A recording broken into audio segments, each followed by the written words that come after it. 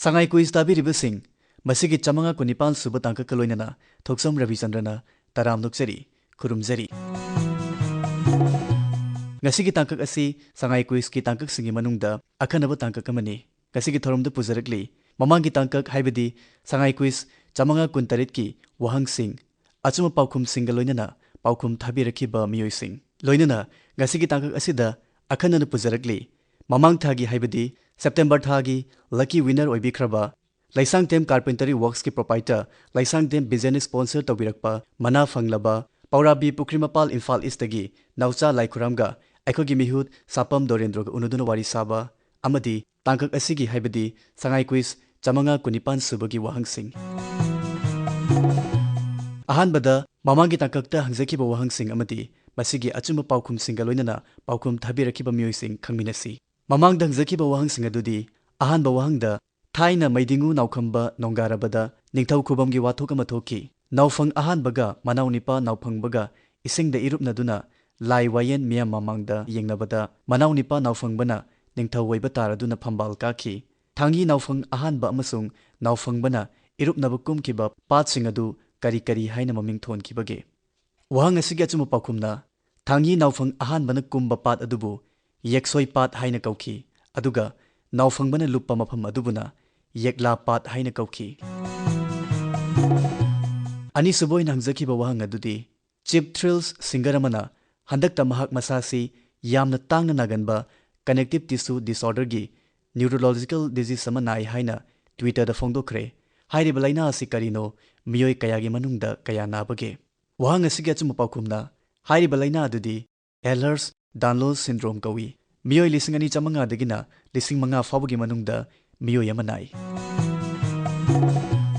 hairiba wahang singa sigidamak punna miyoi yangkhaini toina paukhum thabiraki paukhum thabirakiba singi marakta wahang animaki paukhum chumna thabirakiba miyoi sing hana khangminasi miyoi sing adudi Manipur University Manipuri Department ta 3rd semester tamlibi Andro Laitan Pekfam Lekaidagi Haikruzam Sanaton Devi Nomai Kapam Tejendro Singh Singjamai Wangma Khetri Lekai Mongkhang Lambidagi Maibam Yohenba Maitai Loitang Khunau Maning Lekai Asmala Amadi Rosni Sagwalban Khamlam Leirektagi Somendro Ainam Sagwalban Tera Taurem Yaiphabi Amasung Taurem Yaipaba Kairau Bitramakha Lekai Friendship Educational Academy Khuraida Class 9 Tamlibi Lanchen Bisanu Angom Zambam Ningom Thongjaudagi Waikhom Rajen KP School dagi Fizam Sarama Diloibi Amasung Kaksing Turel Wang Maningthau Paringdagi Ganguli Moirangthem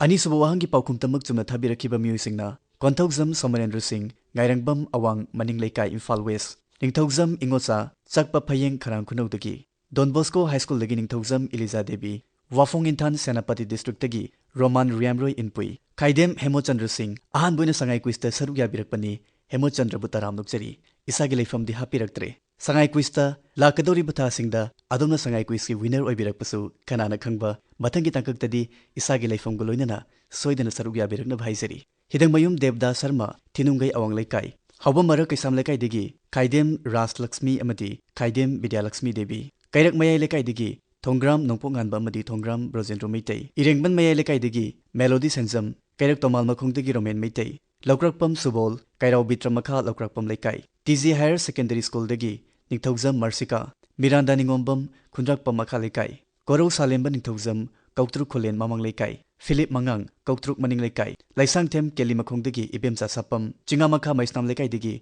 M Buddha Singh Ilangbam Santos Hairok Bazar dagi Thangjam Bizia Devi Yairipok Bishnu Naha Awang Leikai Ratan Lakpok Lakpam Teksam Laibung Leikai Anand Thangjam Yairipok Bishnu Naha Awang Leikai Teksam Mamang Leikai dagi Sonali Thongram Moirangthem Nitish Kumar amadi Moirangthem Sonika Devi Hiangthang Mamang Leikai Maidan Kaisang Bambupen Tolen Khun Kasar dagi Khabam Lamkhai dagi Tayenjam Herojit Ajit Puthem Kairawangkhem Khongnang Makhongdagi Pinky Thoksom Haingang Mayai Leikai Sagolban Tera Tongbram Leikai dagi Anita Konsam Khetrimayum Premjit Singh Kongba Khunau Standard College Manaktagi Paurabi Pukrimapal Imphal East District dagi Naucha Laikhuram Loinana Samaram dagi Vidyapati Ningthaujam Paukhum thabiraktuna sangai quiz mapung fahan biriba punnamakpu amukana thagatpa phungdoksari Ngasigi tangkak asigi oiba wahangsing hangjedringai Laisangtem Carpentry Works ki proprietor Laisangtem business sponsor tobirakpa mana fanglaba mamang thagi haibadi September thagi lucky winner Paurabi Pukrimapal Imphal East gi Naucha Laikhuramga aikogi mihut Sapam Dorendroga unaduna wari saba taminasi Sangai quiz ki lucky winner sing mathang aikoina wari saraga lakpani aduna ngasigi oina wari sagadoribasi September thagi oina lucky winner oiba ngamkhraba mingoina dum hairage nausa laikhuram sangai quiz tari basing saruk yari basing nadi thoidongna khangbiram lagani yamna koina leptana saruk yarakpa adugumba khoigi sangai quiz ki yamna thawai yauna participate tawba adugumba misak singi marakta amani nausa congratulations. Thank you. I make it air in Panamadi sangai quiz timbo haninga tiram thakat pa phonglok chari ngasi nausana koi Laisangtem business sponsor tawba prize loba lakpa sigi tanjasi lauraga koi nausa gi mapau kharadang koina su taja hoge na khanbani kudong sabasi laujage taram noksari nausa. Thank you. Ado nausa ahanbada khangning basi mingbudi khangge lepham su khangge Paurabi Pukrimapal dagi ni haibase paduna isagi maramda samlakpa khara adum ima baba gi mingna singbu eraga su thambiyun aigi ming nausa Laikhuram Paurabi Pukrimapal Imphal East district gini aigi baba gi mingna Laikhuram Jadumani Singh aduga mama gi mingna Laikhitraba Laikhuram Ongbi Maniton Devi ai graduation loisenjare Birmon College Somungdagi aduga hawjikna imoinu construction private limited ta stock maintain oina lejari sagi sin namasu paibiri tabada yam nungai jai adu nausa yam sin ba thabang oigani ko kamaini adjust tawraga sangai quiz se participate se leptana nausa na sangai quiz ta yaw daba episode se koina sum yengjabada khara tangi ba hojupau yam leptana saruk yaba dugumba amadi oi kamaina maintain tawbi ai sangai quiz se question je phangmaga dum aigi thabak khara koma matamda dum thina bona jai kanna phangna bona jai phangbaga thaba ngamdrabso ai Friday gi traga adi mamangda thana ba dum hon ai nangnaba ai mamangda yawgidaba episode khara di yawgresu yamna tange ba ko madudi akoi Manipur gi ba internet ban tawgi matangdu da ai thaba nangjahudabni answer du phangidabdi natte phanglang aina thage khanbaga nongan baga internet ban tawramdagi maduna maram sagi di ayambana koina su paukum simel da tharak poina thengna jayaba hoi ada paukum thibagi mawongse ai thibase Google dagi adum ayamba thibade aduga yamna kaino oibadari like khara pagi basu yawe aina ko thiraga indi Google da hek sabsana phangdaba tang su yaur pakan sida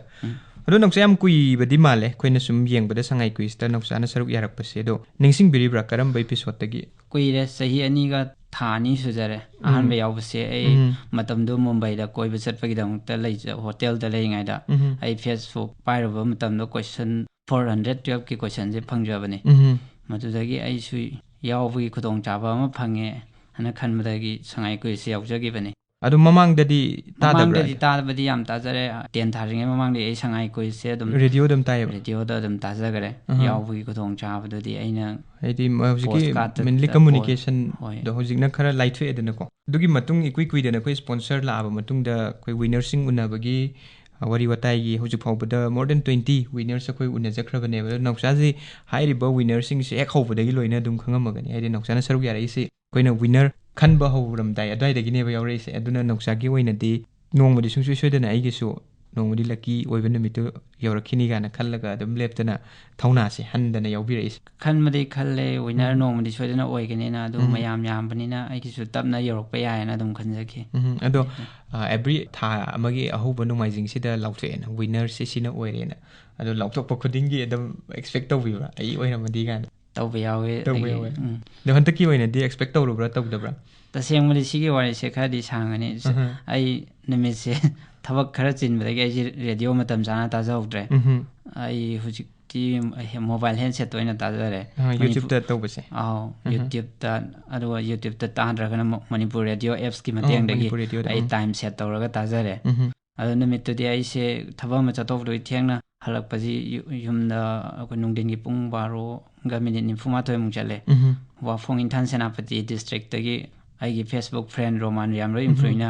aingona WhatsApp ta message thare conversation brother na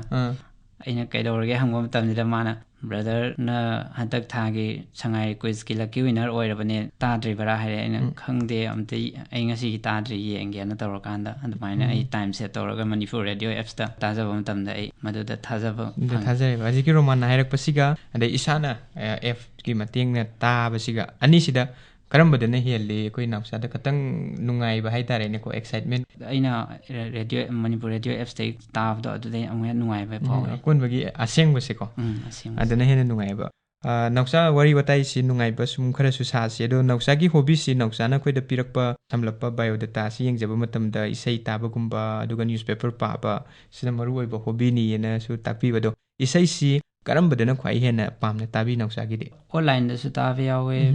ꯑꯗꯒꯤ download ꯇꯧꯔꯒ MP3 music audio ꯑꯣꯏꯅ ꯇꯥꯕꯁꯨ ꯑꯗꯣ ꯅꯥꯎꯆꯥꯒꯤꯗꯤ ꯏꯁꯩ ꯃꯌꯦꯛꯇ ꯌꯦꯡꯕꯤꯕ꯭ꯔꯥ ꯅꯠꯇ꯭ꯔꯒ ꯏꯁꯩꯒꯤ ꯁꯨꯔꯗ ꯑꯣꯏꯅ ꯉꯥꯎꯕ꯭ꯔꯥ ꯀꯔꯝꯕꯅ ꯍꯦꯟꯅ ꯄꯥꯝ ꯏꯁꯩ ꯇꯥꯕ ꯑꯩꯉꯣꯟꯗ ꯅꯨꯡꯉꯥꯏꯖꯕ ꯍꯥꯏꯒꯗ꯭ꯔꯥ ꯇꯥꯕ ꯏꯁꯩ ꯅꯨꯡꯉꯥꯏꯕꯁꯦ ꯁꯨꯔꯗ ꯑꯣꯏꯔꯕꯁꯨ ꯃꯌꯦꯛꯇꯗꯤ ꯀꯌꯥ ꯀꯩꯅꯣ ꯇꯧꯔꯨꯗ꯭ರೆ ꯁꯨꯝ ꯇꯥꯕ ꯇꯥꯕ ꯅꯨꯡꯉꯥꯏꯕ ꯅꯨꯡꯉꯥꯏꯕꯁꯦ ꯏꯁꯩ ꯍꯥꯏꯁꯤꯗꯤ ꯃ꯭ꯌꯨꯖꯤꯛꯇ ꯂꯩꯗꯅꯀꯣ ꯍꯣꯏ ꯃ꯭ꯌꯨꯖꯤꯛꯁꯤ ꯅꯥꯀꯣꯡꯗ ꯖꯔ ꯆꯪꯈꯤꯕꯗꯣ ꯑꯂꯣꯟ ꯈꯪꯗ꯭ꯔꯁꯨ ꯑꯩꯈꯣꯏꯅ ꯅꯨꯡꯉꯥꯏ ꯇꯥꯡꯉꯝꯃꯤꯅ ꯑꯗꯣ ꯏꯁꯩ ꯉꯪꯉꯝꯒꯅꯤ ꯁꯣꯏꯗꯅ ꯈꯜꯂꯤꯀꯣ ꯏꯁꯩ ꯇꯥꯕ ꯃꯤ ꯍꯥꯏꯁꯦ ꯏꯁꯩ ꯑꯗꯨꯝ ꯉꯪꯗꯧꯔꯕꯅꯤ ꯑꯗꯨꯅ ꯅꯥꯎꯆꯥꯅ ꯈ꯭ꯋꯥꯏ ꯄꯥꯝꯅ ꯉꯪꯕ ꯌꯥꯝ ꯇꯣꯏꯅ ꯉꯪꯕ ꯏꯁꯩ ꯑꯃꯇꯪ ꯉꯪꯕꯤꯔꯝꯃꯗꯤꯀꯣ ꯑꯩꯈꯣꯏꯁꯨ ꯌꯥꯝ ꯅꯨꯡꯉꯥꯏꯖꯅꯤ ꯑꯩ ꯏꯁꯩꯁꯦ ꯀꯌꯥ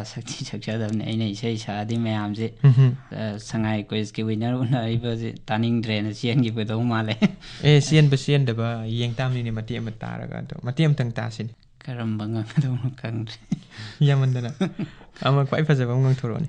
ꯅꯨꯡꯁꯤꯕ ꯃꯥꯏꯊꯣꯡꯅꯤ ꯅꯪꯒꯤ ꯎꯅꯤꯡꯕ ꯃꯥꯏꯊꯣꯡꯅꯤ ꯑꯩ ꯏꯁꯩꯁꯦ ꯇꯥꯗ꯭ꯔꯦ ꯇꯥꯗꯤ ꯌꯥꯝ ꯑꯗꯣ ꯇꯥꯕꯅꯤ ꯅꯥꯎꯆꯥ ꯑꯩꯈꯣꯏ ꯔꯦꯗꯤꯑꯣꯗꯁꯨ ꯏꯁꯩ ꯑꯗꯨꯝ ꯂꯦꯞꯇꯅ ꯁꯟꯗꯣꯛꯆꯔꯤꯀꯣ ꯅꯣꯡꯃꯒꯤ ꯏꯁꯩ ꯌꯥꯝꯅ ꯁꯟꯗꯣꯛꯆꯩ ꯍꯣꯏ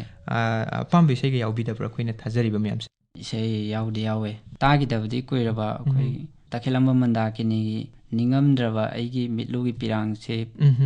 ꯏꯄꯥꯎꯁꯦ ꯍꯥꯏꯕ꯭ꯔꯥ ꯀꯩꯅꯣ ꯀꯥꯎꯔꯦ ꯇꯥꯈꯤꯗꯕꯗꯤ ꯀꯨꯏꯔꯦ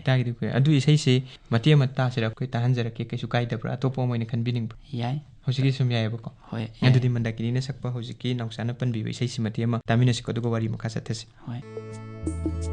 ꯅꯤꯡꯉꯝꯗ꯭ꯔꯕ ꯑꯩꯒꯤ ꯄꯤꯔꯥꯡꯁꯦ ꯄꯨꯗꯨꯅ ꯅꯤꯡꯉꯝꯗ꯭ꯔꯕ ꯑꯩꯒꯤ ꯄꯤꯔꯥꯡꯁꯦ ꯄꯨꯗꯨꯅ ꯆꯠꯈꯤꯕꯅꯤ ꯂꯝꯖꯥꯎ ꯈꯣꯟꯕ ꯃꯥꯂꯪꯕ ꯋꯥꯔꯧꯒꯅꯨ ꯄꯥꯎꯖꯦꯟꯈꯤꯕꯅꯤꯀꯣ ꯊꯋꯥꯏ ꯑꯣꯏꯕ ꯅꯐꯝꯗ ꯅꯤꯡꯉꯝꯗ꯭ꯔꯕ ꯑꯩꯒꯤ ꯄꯤꯔꯥꯡꯁꯦ ꯄꯨꯗꯨꯅ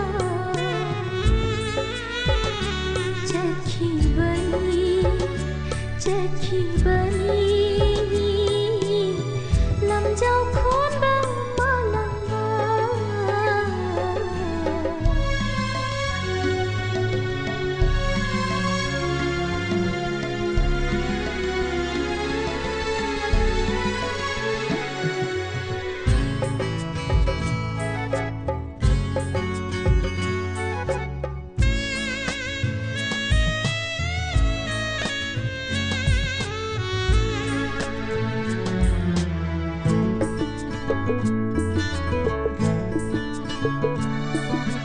ꯉꯁꯤ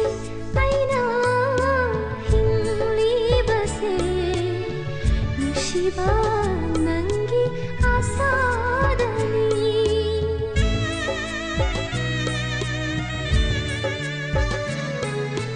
ꯉꯁꯤ ꯑꯩꯅ ꯍꯤꯡꯂꯤꯕꯁꯦ ꯅꯨꯡꯁꯤꯕ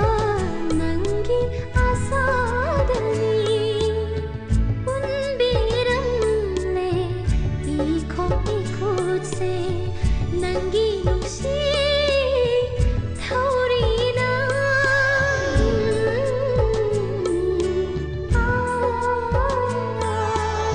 상칼에 다모이 시소 난기 농시 맞주나 닝엄드라바 아이기 삐랑새 우두나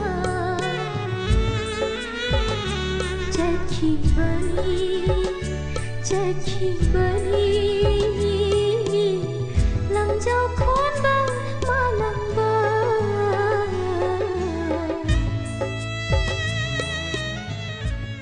ꯅꯥꯎꯆꯥ ꯏꯁꯩꯁꯨ ꯃꯇꯦꯛ ꯑꯃ ꯇꯥꯃꯤꯟꯅꯔꯦ ꯑꯗꯣ ꯅꯥꯎꯆꯥꯒꯤ ꯑꯣꯏꯅ ꯈꯕꯔ ꯄꯥꯕ ꯃꯇꯝꯁꯤꯗ ꯈꯕꯔꯒꯤ ꯀꯔꯝꯕ ꯑꯦꯔꯤꯌꯥꯁꯤꯅ ꯈꯔ ꯍꯦꯟꯅ ꯊꯋꯥꯏ ꯌꯥꯎꯅ ꯄꯥꯕꯤ? ꯑꯍꯥꯟꯕ ꯄꯦꯖꯁꯤꯃ ꯄꯥꯔꯦ, ꯁ꯭ꯄꯣꯔꯠꯁꯀꯤ ꯈꯔ ꯑꯃ ꯌꯦꯡꯉꯦ, ꯌꯥꯝ ꯀꯨꯞꯊꯅꯗꯤ ꯄꯥꯗ꯭ꯔꯦ. ꯑꯗꯨꯝ ꯃꯅꯤꯄꯨꯔꯒꯤ इहान हानबा खबर से पाव से हाइबा तारे अदुगी ममिंग दु निंगसिंग बिरिबना कावग्रे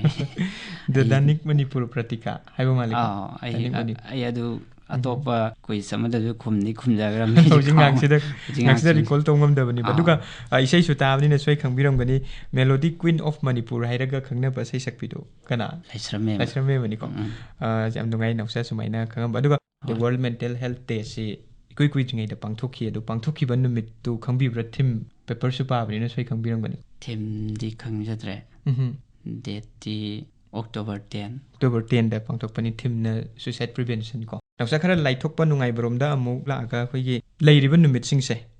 numit singsida yumja kaisa haidare Wednesday irai Friday aduga nomaijing Sunday ahum si yaudabida thangnaba numit ahum dang haibiro Wednesday Friday and Sunday yaudabida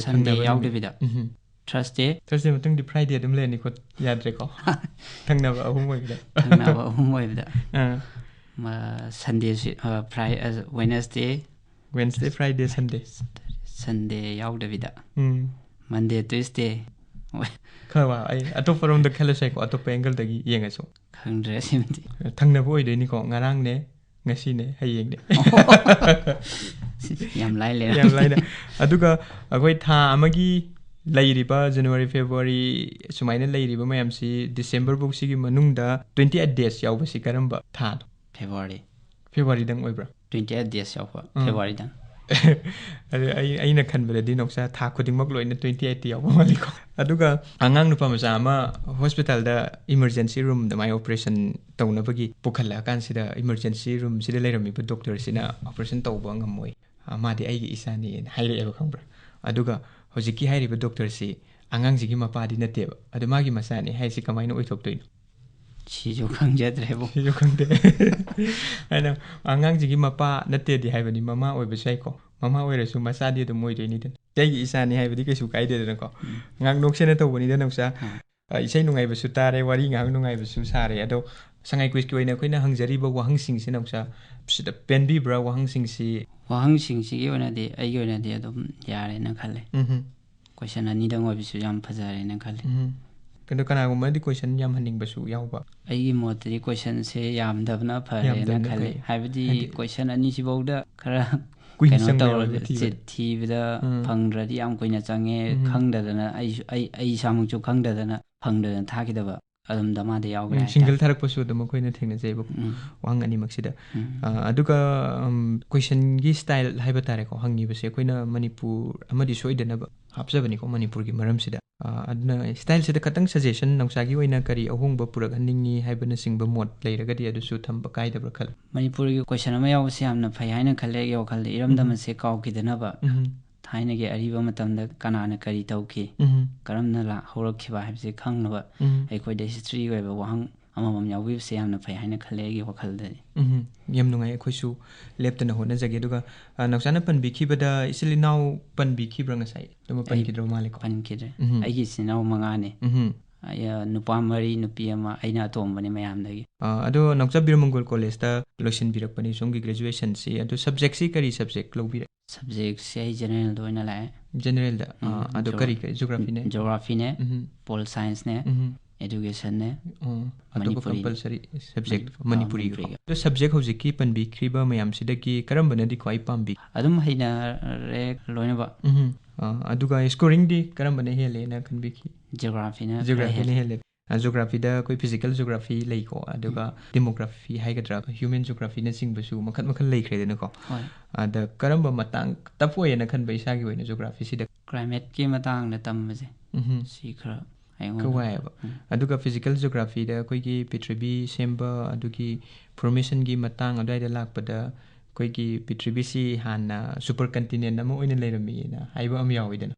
koi gi tongan na mai continent mayam si khaidok na dringai da adugi continent apun badui maming do ningsing biriba kokthokre ai haira ki ningsing Penjia haiba maliko ado Manipur gi leiriba writer mayam se koi gi ꯁꯩꯔꯦꯡ ꯏꯕ ꯑꯣꯏꯔꯒꯁꯨ ꯀꯕꯤ ꯂꯩꯔꯦ, ꯑꯗꯒꯤ ꯋꯥꯔꯤ ꯃꯆꯥ ꯏꯕ, novel ꯏꯕ, ꯗ꯭ꯔꯃꯥ ꯏꯕ, ꯃꯌꯥꯝꯁꯤꯗ ꯑꯩ ꯈ꯭ꯋꯥꯏ ꯄꯥꯝꯕ, ꯏꯁꯥꯅ ꯈ꯭ꯋꯥꯏ ꯄꯥꯝꯖꯕ ꯑꯏꯕ ꯃꯥꯏ ꯈꯨꯏ ꯁ꯭ꯇꯥꯏꯜꯁꯤꯗ ꯉꯥꯎꯖꯕꯁꯤ ꯀꯅꯥꯅꯣ? ꯑꯩ ꯀꯕꯤ ꯆꯥꯎꯕꯒꯤ ꯅꯧꯆꯥ ꯑꯩꯈꯣꯏ ꯁꯉꯥꯏ ꯀ꯭ꯋꯤꯖꯀꯤ ꯋꯤꯅꯔ ꯑꯣꯏꯔꯦ. ꯑꯃꯨꯛꯇꯪ ꯑꯣꯏꯒꯦꯅ ꯈꯟꯕ ꯑꯃ ꯌꯥꯝ ꯄꯤꯛꯑꯁꯨ ꯆꯥꯎꯔꯁꯨ ꯀꯣ, ꯑꯗꯨꯒ ꯑꯩꯈꯣꯏꯅꯁꯨ ꯌꯥꯝ ꯅꯨꯡꯉꯥꯏꯕ ꯍꯥꯏꯇꯥꯔꯦ. ꯑꯩꯈꯣꯏꯒꯤꯗꯤ ꯐꯦꯃꯤꯂꯤ ꯃꯦꯝꯕꯔꯒꯨꯝꯕꯅꯤ ꯁꯉꯥꯏ ꯀ꯭ꯋꯤꯖꯇ ꯁꯔꯨꯛ ꯌꯥꯔꯤꯕꯁꯤꯡꯁꯦ. ꯑꯗꯣ ꯂꯥꯞꯅ ꯂꯩꯅꯕꯗꯧꯅ ꯁꯛꯇꯤ ꯎꯅꯕ ꯐꯪꯗꯕ, ꯑꯗꯣ ꯋꯤꯅꯔ ꯑꯣꯏꯔꯀꯥꯟꯗ ꯑꯃꯨꯛ ꯎꯅꯕ, ꯁꯨꯃꯥꯏꯅ ꯎꯅꯕꯁꯦ ꯌꯥꯝ ꯅꯨꯡꯉꯥꯏ. ꯑꯩꯈꯣꯏꯅꯁꯨ ꯎꯅꯅꯕ ꯍꯣꯠꯅꯖꯔꯤ. ꯑꯗꯣ ꯋꯤꯅꯔ ꯑꯣꯏꯔꯦ. ꯑꯗꯨꯅ ꯑꯩꯗꯤ ꯁꯨꯃꯥꯏꯅ ꯇꯧꯔꯒ ꯄꯦꯟꯊꯣꯛꯑꯒꯦ, ꯑꯩ ꯃꯈꯥ ꯇꯥꯅ ꯌꯥꯎꯔꯔꯣꯏꯒꯥꯅ ꯈꯟꯕ ꯑꯗꯨꯒꯨꯝꯕꯒ ꯂꯩꯕ꯭ꯔꯥ, ꯅꯠꯇ꯭ꯔꯒ ꯂꯦꯞꯇꯕꯤ ꯑꯗꯨꯝ ꯌꯥꯎꯈꯤꯒꯦꯅ ꯅꯤꯡꯕ꯭ꯔꯥ? ꯑꯩ ꯂꯦꯞꯄꯒꯦꯅꯗꯤ ꯈꯟꯖꯗꯦ. ꯑꯩꯅ ꯉꯝꯃꯤꯈꯩ ꯑꯟꯁꯔ ꯊꯤꯕ ꯐꯪꯉꯤꯕꯈꯩ ꯁꯉꯥꯏ ꯀ꯭ꯋꯤꯖꯅ ꯇꯧꯔꯤꯉꯩ ꯑꯩꯅ ꯍꯦꯛ ꯉꯝꯃꯤꯉꯩꯗꯤ ꯌꯥꯎꯒꯦꯅ ꯈꯟꯖꯔꯤ. ꯑꯗꯣ ꯄꯧꯔꯥꯕꯤ ꯁꯣꯝ ꯁꯥꯏꯠꯇꯒꯤ ꯁꯤ ꯅꯥꯎꯆꯥꯅ ꯃꯔꯨ ꯑꯣꯏꯅ ꯌꯥꯎꯕ ꯃꯥꯜꯂꯦ, ꯑꯇꯣꯞꯄ ꯀꯌꯥ ꯑꯩꯈꯣꯏꯅ ꯌꯥꯎꯕ ꯊꯦꯡꯅꯖꯗꯕꯀꯣ. ꯍꯣꯏ. ꯑꯗꯣ ꯃꯍꯩꯔꯣꯏꯁꯤꯡ ꯅꯥꯎꯆꯥꯒꯤ ꯂꯩꯀꯥꯏꯗ ꯑꯣꯏꯔꯒꯁꯨ ꯌꯥꯎꯍꯟꯅꯤꯡꯕꯒꯤ ꯑꯄꯥꯝꯕ ꯂꯩꯇꯕ꯭ꯔꯥ, ꯅꯠꯇ꯭ꯔꯒꯅ ꯃꯁꯥꯅ ꯏꯟꯇꯔꯦꯁ ꯌꯥꯎꯗꯕꯒꯤꯅꯦꯅ ꯈꯟꯕ? ꯑꯩ ꯌꯥꯎꯅꯗꯤ ꯍꯥꯏꯗꯤ ꯈꯔꯗꯤ ꯍꯧꯗꯣꯛꯑꯦ, ꯑꯗꯣ ꯃꯁꯥꯅ ꯀꯌా ꯏꯟꯇꯔꯦꯁ ꯂꯩꯇꯕ ꯃꯥ. ꯑꯗꯣ ꯌꯥꯝ ꯅꯨꯡꯉꯥꯏ ꯅꯥꯎꯆꯥ. ꯍꯟꯗꯛꯇꯤ ꯇꯣꯉꯥꯟꯕ ꯃꯤ ꯃꯌꯥꯝ ꯑꯃ ꯏꯟꯇꯔꯚ꯭ꯌꯨ ꯇꯧꯕꯒꯤ ꯇꯥꯕꯅꯦ. ꯑꯗꯣ ꯏꯁꯥꯒꯤꯁꯤ ꯍꯧꯖꯤꯛ ꯔꯦꯗꯤꯑꯣꯗ ꯕ꯭ꯔꯣꯗꯀꯥꯁ ꯇꯧꯔꯛꯄ ꯃꯇꯝꯗ ꯀꯃꯥꯏꯅ ꯈꯟꯕꯤꯒꯅꯤ? ꯑꯗꯨꯝ ꯁꯝꯇꯥꯏꯝꯁ ꯀꯅꯥꯒꯨꯝꯕꯗꯤ ꯇꯥꯎ ꯌꯥꯗꯕ ꯌꯥꯎꯏꯀꯣ, ꯃꯁꯥꯒꯤ ꯈꯣꯟꯖꯦꯜꯁꯤ ꯇꯥꯅꯤꯡꯗꯗꯅ ꯃꯌꯥꯝ ꯃꯔꯛꯇ. ꯑꯗꯨ ꯅꯥꯎꯆꯥꯒꯤꯗꯤ ꯃꯌꯥꯝ ꯄꯨꯟꯅ ꯇꯥꯃꯤꯟꯅꯒꯦꯅ ꯈꯟꯕ꯭ꯔꯥ? ꯑꯩ ꯃꯌꯥꯝ ꯄꯨꯟꯅꯗꯤ ꯇꯥꯃꯤꯟꯅꯔꯔꯣꯏ. ꯏꯊꯟꯗ ꯂꯣꯟꯅ ꯇꯥꯕ ꯇꯥꯔꯦ. ꯑꯩ ꯇꯥꯅꯕ ꯃꯦꯗꯤꯌꯝꯁꯤꯗꯤ ꯃꯌꯥꯝ ꯂꯩꯔꯕꯅꯤꯅ. ꯍꯥꯏꯕꯗꯤ ꯑꯩꯅ ꯈꯨꯝꯕꯁꯤꯗ ꯁꯣꯏꯕ ꯃꯌꯥꯝꯁꯨ ꯌꯥꯎꯔꯝꯒꯗꯕ ꯃꯥꯜꯂꯦ. ꯁꯉꯥꯏ ꯀ꯭ꯋꯤꯖ ꯋꯤꯅꯔ ꯑꯣꯏꯔꯦ ꯇꯥꯕꯁꯤꯗ ꯅꯥꯎꯆꯥ ꯏꯁꯥꯃꯗꯤ ꯍꯔꯥꯎꯔꯦꯀꯣ. ꯍꯣꯏ. ꯏꯁꯥꯗꯤ ꯑꯗꯨꯝ ꯍꯔꯥꯎ ꯇꯥꯕꯅꯤꯀോ, ꯍꯥꯏꯗꯤ ꯑꯩꯅ ꯀꯨꯏꯅ ꯌꯥꯎꯖꯔꯛꯄ ꯑꯗꯨꯒꯨꯝꯕ ꯏꯚꯦꯟꯠ ꯑꯃꯈꯛꯅꯤꯅ. ꯑꯗꯣ ꯑꯇꯣꯞꯄ ꯃꯤꯁꯤꯡꯅꯒꯗꯤ ꯅꯥꯎꯆꯥ ꯅꯨꯡꯉꯥꯏꯕ ꯐꯣꯡꯗꯣꯛꯄꯤꯔꯛꯄꯁꯤ ꯀꯅꯥ ꯏꯃꯨꯡ ꯃꯅꯨꯡꯒꯤ ꯃꯤꯁꯤꯡꯒꯗꯤ? ꯏꯃꯨꯡ ꯃꯅꯨꯡꯒꯤ ꯂꯣꯏꯅ ꯍꯔꯥꯎꯋꯦ. ꯇꯥꯒꯦ ꯀꯃꯥꯏꯅ ꯂꯥꯎꯊꯣꯛꯏꯅꯣ ꯀꯥꯏꯅ ꯍꯥꯏꯕ ꯌꯥꯎꯋꯦ. ꯑꯩꯈꯣꯏ ꯕꯕꯥꯅꯁꯨ ꯆꯠꯂꯣ, ꯃꯤꯅ ꯀꯧꯔꯛꯑꯗꯤ ꯏꯟꯇꯔꯚ꯭ꯌꯨꯗꯣ ꯄꯤꯔꯨꯔꯣ, ꯆꯠꯂꯣ ꯀꯥꯏꯅ ꯍꯥꯏꯕ ꯌꯥꯎꯋꯦ. ꯇꯣꯛꯀꯅꯨ, ꯏꯀꯥꯏꯔꯦꯅ ꯇꯣꯛꯀꯅꯣꯅ ꯍꯥꯏ. ꯑꯗꯣ ꯈꯇꯪꯁꯨ ꯏꯀꯥꯏ ꯊꯤꯒꯟꯕꯗꯤ ꯃꯥꯜꯂꯤꯀꯣ ꯅꯥꯎꯆꯥꯁꯦ, ꯅꯣꯛꯇꯃꯛ ꯅꯣꯛꯀꯟꯕꯀꯣ, ꯑꯩꯈꯣꯏꯅ ꯁꯨꯝ ꯌꯦꯡꯖꯕꯗꯁꯨ. ꯌꯥꯝ ꯅꯨꯡꯉꯥꯏꯖꯩ ꯅꯥꯎꯆꯥꯒ ꯊꯦꯡꯅꯕꯁꯨ. ꯑꯗꯣ ꯑꯔꯣꯏꯕꯒꯤ ꯋꯥꯍꯩ ꯑꯃ ꯑꯣꯏꯅ ꯁꯤꯒꯤ ꯁ꯭ꯄꯣꯟꯁꯔ ꯇꯧꯔꯤꯕ ꯂꯩꯁꯥꯡꯊꯦꯝ ꯀꯥꯔꯄꯦꯟꯇ꯭ꯔꯤ ꯋꯥꯔꯛꯁꯀꯤ ꯄ꯭ꯔꯣꯄꯥꯏꯇꯔ ꯂꯩꯁꯥꯡꯊꯦꯝ ꯕꯤꯖꯦꯟꯅꯁꯨ ꯌꯥꯝꯅ ꯆꯥꯎꯕ ꯗꯥꯏꯇ꯭ꯌ ꯑꯃꯈꯛ ꯂꯧꯕꯤꯕꯅꯤꯀꯣ ꯁꯉꯥꯏ ꯀ꯭ꯋꯤꯖꯁꯤ ꯁꯨꯃꯥꯏꯅ ꯃꯄꯨꯡ ꯐꯥꯕ ꯁꯛꯁꯦꯁꯐꯨꯜꯂꯤ ꯆꯠꯊꯕꯁꯤꯗ. ꯑꯗꯣ ꯕꯤꯖꯟꯒꯤ ꯃꯐꯝꯗꯗꯤ ꯅꯥꯎꯆꯥꯒꯤ ꯃꯥꯏꯀꯩꯗꯒꯤ ꯊꯥꯒꯠ ꯋꯥꯍꯩꯒꯨꯝꯕ ꯊꯝꯅꯤꯡꯕ ꯂꯩꯇꯕ꯭ꯔꯥ? ꯁ꯭ꯄꯣꯟꯁꯔ ꯂꯦꯞꯇꯅ ꯇꯧꯕꯤꯌꯣ ꯇꯨꯡ ꯀꯣꯏꯅ. ꯁꯉꯥꯏ ꯀ꯭ꯋꯤꯖ ꯃꯌꯥꯝ ꯑꯗꯨꯝ ꯃꯤ ꯃꯁꯤꯡ ꯍꯦꯟꯒꯠꯂꯛꯅꯕ, ꯂꯤꯁꯅꯔ ꯃꯁꯤꯡ ꯍꯦꯟꯒꯠꯂꯛꯅꯕ, ꯑꯗꯨꯅ ꯇꯨꯡ ꯀꯣꯏꯅ ꯑꯗꯨꯝ ꯋꯥꯔꯁꯨ ꯋꯥꯅ ꯈꯔ ꯃꯌꯥꯝꯗ ꯃꯇꯦꯡ ꯄꯥꯡꯕ ꯑꯣꯏꯅ ꯀꯠꯊꯣꯛꯄꯤꯌꯣ ꯍꯥꯏꯖꯅꯤꯡꯉꯤ. ꯌꯥꯝ ꯅꯨꯡꯉꯥꯏꯖꯩ. ꯕꯤꯖꯦꯟꯁꯨ ꯑꯗꯨꯃꯛꯀꯤ ꯊꯧꯅꯥꯗꯤ ꯂꯩꯕꯅꯦ. ꯑꯗꯨꯕꯨ ꯍꯧꯖꯤꯛ ꯑꯃꯨꯛ ꯅꯥꯎꯆꯥꯒꯤ ꯋꯥꯍꯩꯁꯤꯅ ꯑꯃꯨꯛꯀ ꯍꯦꯟꯅ ꯊꯧꯅꯥ ꯑꯃ ꯍꯥꯞꯄ ꯑꯣꯏꯔꯁꯅꯨ.